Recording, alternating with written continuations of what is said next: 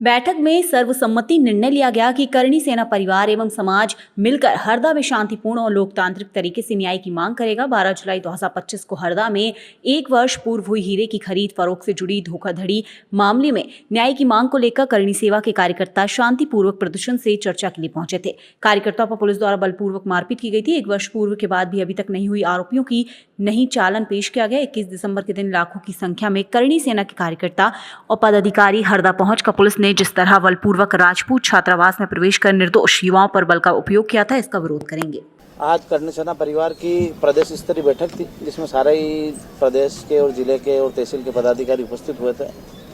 अभी बैठक चली रही है। हरदा जो 21 दिसंबर को आंदोलन होने वाला है, उस आंदोलन को लेकर रूपरेखा बनाने और उसकी गतिविधियों को लेकर बैठक।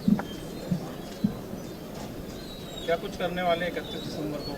21 दिसंबर जो है हरदा में एक बहुत विशाल कार्यक्रम होने वाला है अन्याय के विरुद्ध। जो हरदा में 12 और 13 तारीख में जो लाठीचार्ज हुआ था, उस लाठीचार्ज के विरोध में जो पुलिस ने बर्बरता बताई थी, जो लोकतंत्र का उन्हें हनन करा था, उस लोकतंत्र को बचाने के लिए और सभी लोगों को जब सरकार बोलती कि समानता का अधिकार है, तो हमें भी समानता का अधिकार मिलना चाहिए। जिस प्रकार से हमारे साथ बर्बरतापूर्वक लाठीचार्ज हुआ, उसमें उन पुलिसकर्मियों को सजा होनी चाहिए। तो उन सभी मांगों को लेकर बाकी हमारी जो 8 जनवरी में जो हमारी 21 सूत्री मांगे थी, जो सरकार ने हमें लिख के दिया था और पलट गई थी, उन मांगों को भी हमने सम्मिलित कराया और वो 21 दिसंबर के दिन सारी मांगों को लेके 21 मांगों को लेके हम प्रदर्शन करें। अगर पूरी मांगे नहीं होती तो क्या कुछ? हमने पिछली बार कहा था कि यदि मांगे पूरी नहीं हुई तो हम सरकार का विरोध करेंगे। पिछली बार भी करा था। इस बार हमारे पास पर्याप्त समय है। हम यदि हमारी मांगे पूरी नहीं की गई तो हम इस बार राजनीतिक रूप से सरकार का विरोध करेंगे और अपने कैंडिडेट उतारेंगे। हम तो जनता को ये बताना चाहते हैं बार बार कि सरकार किस प्रकार से अधर्म कर रही है और हमारी लड़ाई अधर्म और अन्याय के खिलाफ है। ये हम जनता को बताने के लिए आंदोलन कर रहे हैं कि पिछली बार भी हमने आंदोलन करा था, भूख हड़तालें करी, सरकार हमारे पास आई, उनने हमारी बातों को माना, लिखित में दिया और उसके बाद बदल गए और हमारी मांगों को पूरा नहीं करा।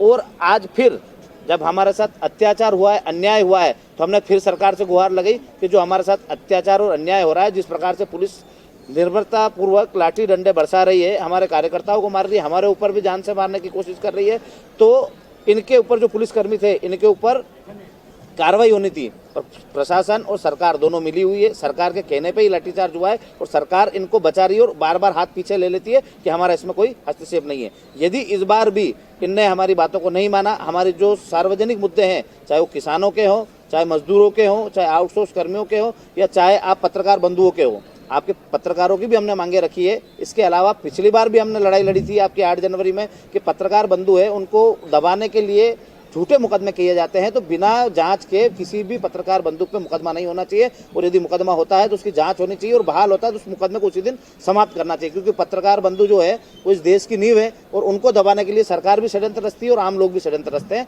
कि इनको कैसे भी दबा के इनको सत्यता नहीं छापनी जाए। तो ऐसी हमारी बहुत सारी मांगे, हम किसानों की मांगों को लेकर लड़ रहे हैं, पर अभी तक सरकार किसी मांग को ना तो पूरा करती, खाली गुमराह करती है और जनता को भी गुमराह करती है कि ये लोग किसी न किसी दल से जुड़े हुए हैं। ना हम कांग्रेस से जुड़े हुए हैं, ना हम भाजपा से जुड़े हुए हैं। हमारे साथ हर दल का व्यक्ति आता जरूर है।